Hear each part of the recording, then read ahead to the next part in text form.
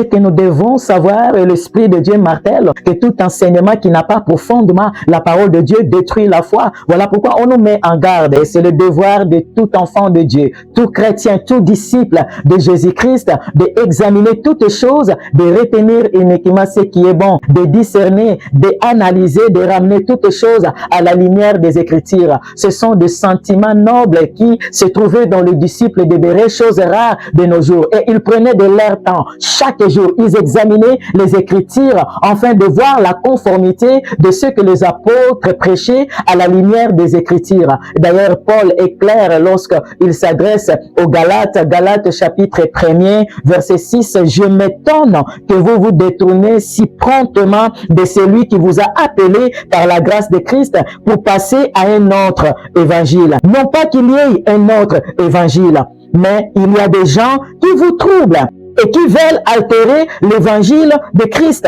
Mais si nous-mêmes, si un ange du ciel annonçait un évangile s'écartant de celui que nous vous avons prêché, qu'il soit anathème. Nous l'avons dit précédemment et je le répète à cette heure. Si quelqu'un vous annonce un évangile s'écartant de celui que vous avez reçu, qu'il soit anathème. Apprenons à appliquer 1 Jean chapitre 4 premier verset. Éprouvez les esprits pour savoir s'ils viennent de Dieu, car plusieurs faux prophètes sont venus dans le monde.